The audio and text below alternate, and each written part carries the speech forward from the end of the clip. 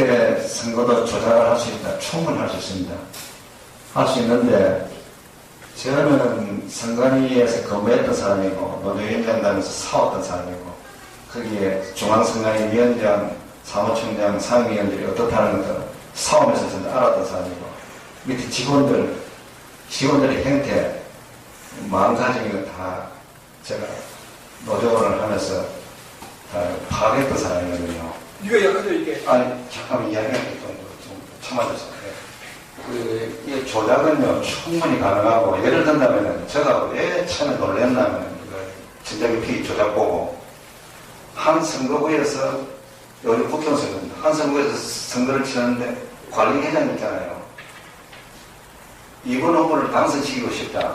꼭 마음 보면은 그러고 그 표차가 별로 나지 않는다. 여론상 자기가 선거 관리하면서 봐도 나지 않는다 하면 이번을 당선시키려고 마음 까먹고 그 프로그램 취급하는 담당자 관리회장. 관리회장이 마음먹고 처음부터 혼자서 하면은 조작 가능합니다. 지도처럼 모르게 할 수가 있습니다. 실제로 그런 것을 내가 그런 직원을 봤어요. 그런 나쁜 짓 하는 직원을 봤어요. 이제 투표를 조작하는 게 아니고 선거 관리하면서 충분히 할 수 있고요. 그거를 막을 수 있는 방법은 뭐냐? 전장의 표현을 절대 사용하면 안 되거든요. 투표소 개표를 해야 돼요. 투표소에서 수개표를 해야 돼요. 그러면 절대 그런 일이 없고 일어날 수가 없습니다. 지금 현재는 언제든지 일어날 수 있습니다. 감시를 잘못하면 언제든지 일어나가지고 사실은 표가 한 100표 이하로 차이 날 적에는 차이 나는 게 얼마든지 조작해놓으면 못 찾습니다. 그리고 선거법이 어떻게 되느냐? 선관위원장이 공표하고 나서 봉합을 했잖아요. 선관위원장도 못 떴습니다. 그거 투표지 봉합하는 것은. 법이 이게 무슨 말이냐면 법원에서 판결했는데 아니 엉터리다 판결 다시 해라. 불가능하잖아요. 판결은 판사도 판결문을 다시 못 고치잖아요. 선관위 개표 상태로 공표한 거 똑같습니다. 공표한 사람도 못 뜯어고칩니다. 그런데 선관위가 아까 말씀한 거 보면은 진주 갑에 사전투표가 100%가 시험이다 해가지고 뜯어가지고만 했다니까. 그거 전부 다 불법입니다. 그건 무효입니다. 그건 할 수가 없습니다. 여기 보면은 법원 재판하는 거 재판직인 거 똑같습니다. 어디 판사가 지금 판결하는 걸 또 바꿉니까? 그거하고 똑같은 거는 선관위는 지금 했다는 거예요. 그럼 진주에서 만약에 아까도 얘기 나왔는데 어떤 분인가가 선거 무효 소송을 하면 이게 뒤집어질 수 있나요? 아니, 그건 표를 뒤집어지는 게 아니고 그 과정을 잡는 게 되면 전체가 무효가 됩니다. 그래서 선거 무효 재선거예요. 진주는 아예 그럴 수 있다. 표가 많고 적은 건 두 번째 문제고 그 과정이 표가 많고 적음에 가기 전에 그 과정이 입법상이 나오면 무효입니다. 그런 그런 기준을 가지고 판단하는 것이 선거 무효입니다. 이제 이해가 되시니까 그 조작은 충분히 가능하고요. 그 다음에 횃불하고 저 사람들이 이렇게 죽지 않은 사기를 알려도 왜 안 되느냐. 안 되는 거 맞습니다. 우리가 전략이 없었습니다. 그거 아셔야 돼요. 우리가 분명히 전략이 없으면 고생하고 아무것도 안 되어집니다. 제가 설명을 드릴게요. 간단하게. 제가 말로서 이걸 좀 시설이 되어요. 제가 2014년 3월 14일 날 느닷없이 검찰에서 구속을 시켰습니다. 한 달 이틀 있으니까 4월 16일 세월호 사건이 뉴스를 보고 안 했어요. 아니, 잠깐, 지금 이야기할 때 좀 가만 좀 있어주세요. 4월 16일 날 그거를 보고 저를 적겨놓은 분한테 누군지는 모르지만 빨리 세월호 가족들을 찾아가가지고 부정선거로 세월호 사건을 터뜨렸으니까 부정선거를 은폐하기 위해서 내 자식들이 죽였다 하면서 사과를 해야 빨리 끝나고 당신들이 빨리 이룰 수 있다. 꼭 보냈더니 적경가다가 그 세월호 가족들을 만나고 다시 또 적경을 왔는데 그 가족들이 우리 소송 있는 사람들을 밀어낸다는 거예요. 근데 그 말을 듣고 제가 뭐라 했냐면 세월호 가족들은 고생할 수밖에 없다. 왜냐? 요즘 우리 세속에서는 말하면 시간이 없다. 시간이 없어 고생한다 하잖아요. 시간이 뭐가 전략이에요. 전략이 없어가지고 결국 고생할 것이다. 참 어쩔 수 없다. 본인이 싫다고 거부하니까. 그러고 제가 작년 3월 25일 석방되고 나서 전주에서 부정선거 투쟁하는데 발언해달라고 갔습니다. 가니까 세월호 가족 세 번을 만났어요. 만나기 전에 발언하시는데 우리 자식들은 부정선거를 은폐하기 위해서 죽였다고 발언을 하시더라고요. 그래서 제가 그다음 발언을 하고 내려와 상시 이야기를 해봤어요. 이야기를 해보니까 세월호 가족들 중에 그 소수가 부정선거 때문에 자식을 죽였다는 사람이 있고 다수 그거 생각도 안 한다는 부모들이 그런 상태니까 도저히 할 수가 없다. 그러니까 세월호 보세요. 지금도 그런 고생하는 거예요. 왜 그런 고생하고 야당도 그런 개분열 때문에 야당도 안 놔줍니다. 이게 세상사예요.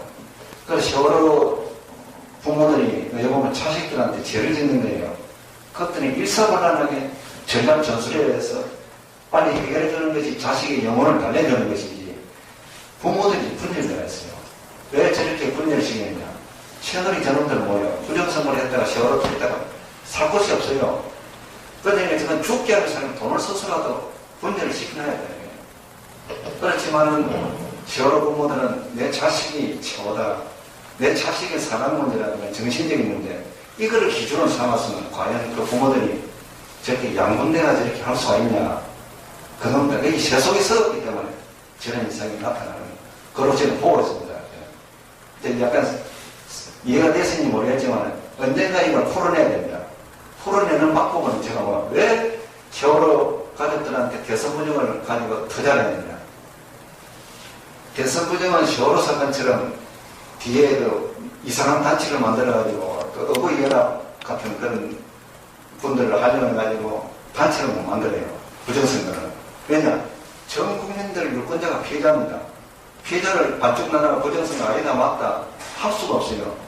그러면 부정선거를 밀고 나오면 속대만을 박근혜는 깨갱하는 거예요. 아니 큰일 났다. 죽을 수밖에 없다. 이렇게 날 것을 그 순간에 생각을 잘못해가 단계를 잘못하는 죄로 꼴은 꼴대로 그 단원부에서 이상하게 몰려버렸고 억지 쓰는 사람처럼 몰려버렸고 자식은 잃어버렸고 계속 충격받는 거예요. 부정선거에 대한 다른 방안 이런 네. 거 얘기하시죠. 그러니까 지금이라고 세월호 가족들이 안 넣습니다. 내가 이제 생각해보니까 부정선거를 막기 위해서 했네.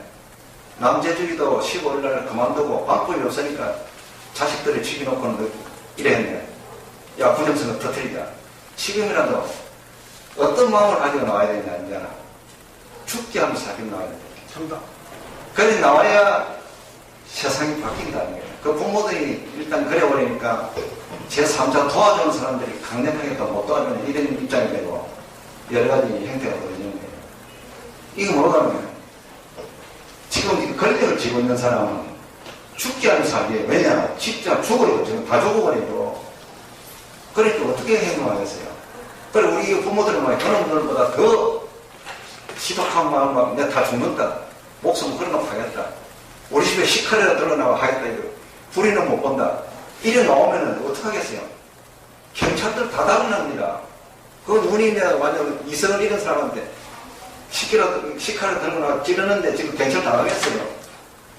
그런 신념을 가지고 바꿔야 되는 거예요, 사실은. 바꿔야 되는데 그 부모들 그래 했어요. 못했다니까. 그거 말은 무슨 말이냐면 권력의 실체를 몰랐기 때문에 이 사람들이 양심적으로, 인간적으로 호소하면 되는 줄 알았어요. 저 사람들은 인간이 아닙니다. 권력 지금 박근혜 밑에 따르는 사람들은 인간이 아닙니다. 저는 선관에서 그 사람들을 뽑아주고 그 사람들은 밥도 같이 먹고 당선됐다고 이야기를 해본다니까. 권력에 대한 욕심을 멸치게 보면 옆에서 보면 마귀 같아 마귀. 눈에서 빛이 팍 나면서 광기가 아니라 광기. 마귀 같다니까. 광기를 그거를 저는 느껴왔기 때문에 우리 보통 그 인간적으로 이성적으로 생각하면 그 생각할 수 없어. 겉으로는 선한 것처럼 하면서 일표만 한단 말이야. 원래 되게 선한 척하는 사람이 여기 보면 마귀가 많아요. 국정원도. 근데 그렇게 생각하시는데 국정원도. 이제 제가 한 가지 더 이해가 되시는지 모르겠습니다. 질문 좀 참아주세요. 이 조작은요 충분히 가능하고 예를 든다면 제가 왜 처음에 놀랬냐면 전자기피 조작 보고 한 선거구에서 여기 국정선거입니다. 한 선거에서 선거를 치렀는데 관리회장 있잖아요. 이번 후보를 당선시키고 싶다. 그 마음 보면은 그러고 표차가 별로 나지 않는다. 여론상 자기가 선거 관리하면서 받아나지 않는다 하면 이번을 당선시키려고 마음 까먹고 이때 선거도 조작을 할 수 있다. 충분히 할 수 있습니다.